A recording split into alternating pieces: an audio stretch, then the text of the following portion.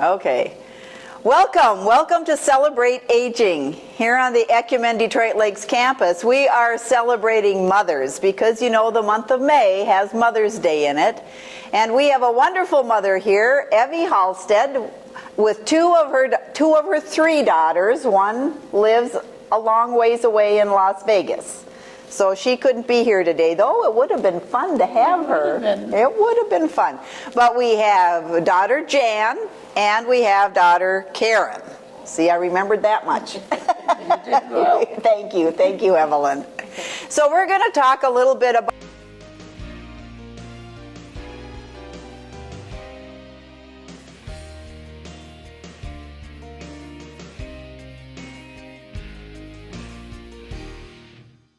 Evie, hear a little of her history. She's a resident here at the nursing home, and we find her to be delightful, and so do her daughters.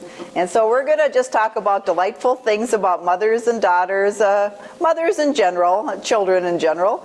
And first of all, Evie, I heard that when you were growing up, you lived in Minneapolis. Mm-hmm, I did. You did. And that there was electricity and running water and everything. But then your heart fell in love with somebody not from Minneapolis. That's right. My mother thought I'd lost my mind. There's another mother story. Yeah. So you found the love of your life, and he lived by Audubon? Not too far. Not too far. Tell me about the farm. It was a good-sized farm.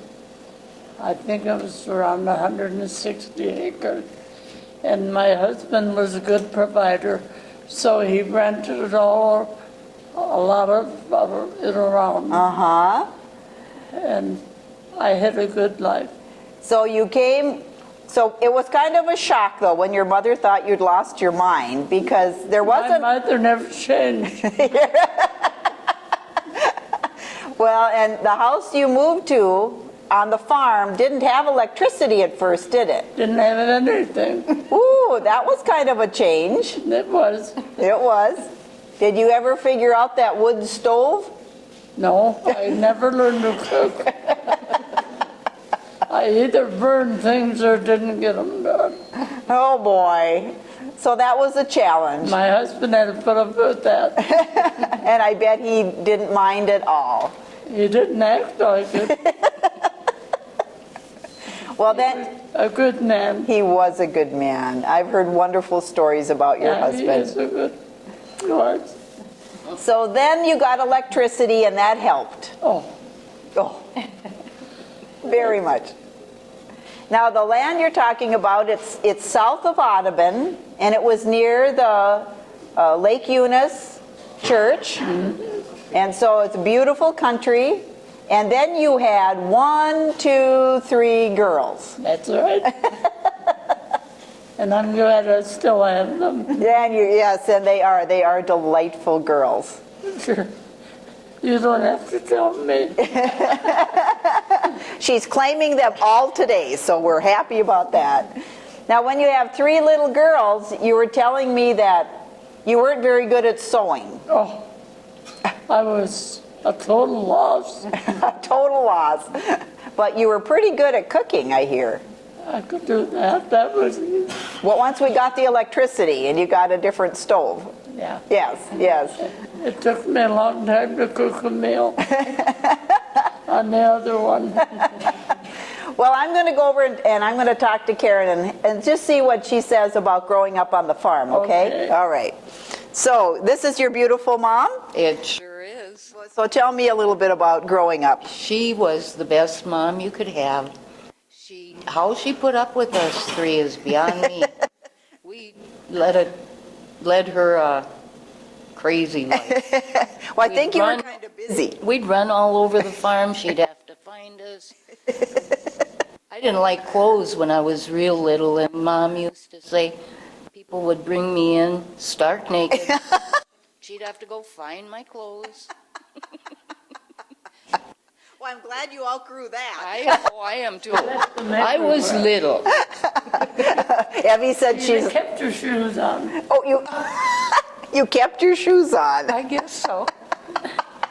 I don't remember any of that, but she would tell me all the time. Oh, she would tell you. So she had to keep tabs on you. She did.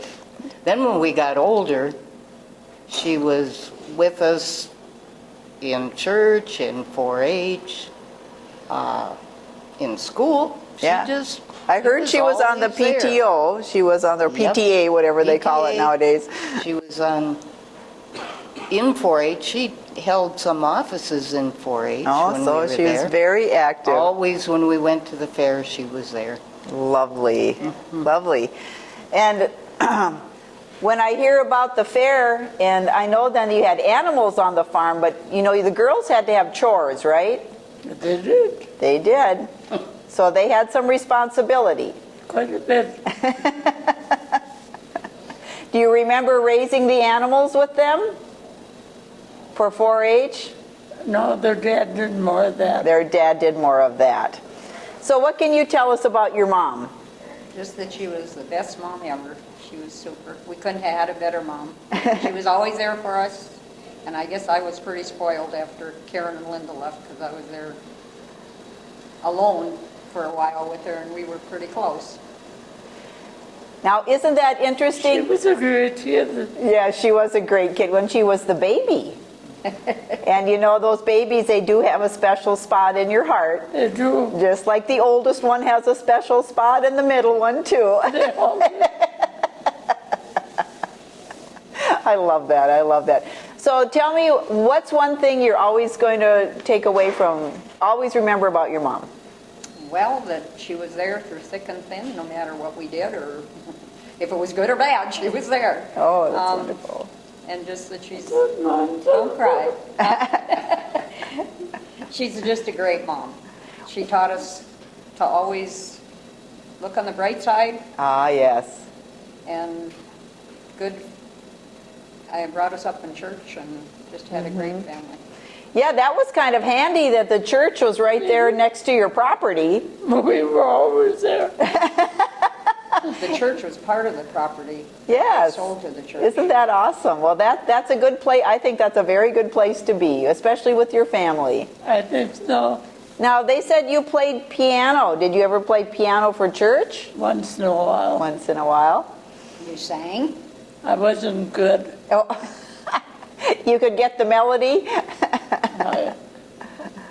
It was very mediocre. Very mediocre. She was pretty good. And she sang too.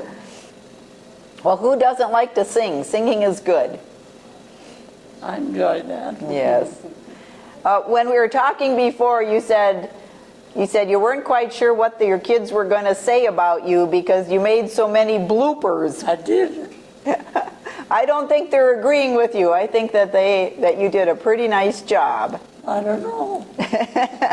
Well, they don't come with an instruction book. You know, we're kind of on our own. I wish it had. We could have used an instruction book, I right? could have. I had no brothers or sisters. That's right. You were an only child. Yeah.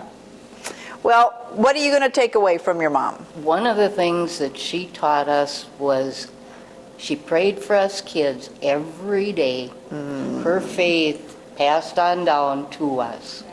And that's something that not everybody has. So we were pretty fortunate. You know, I believe in the power of prayer. I do too. Yes. And when you pray for your kids, God always listens to a mother's heart. That's right. That's right. That's right. And even if your daughter Linda's far away, you can still pray for I her. don't forget her. You don't forget her. Of course not. Of course not. So we're sitting here with a beautiful family, just celebrating mothers and the gift that they give to us.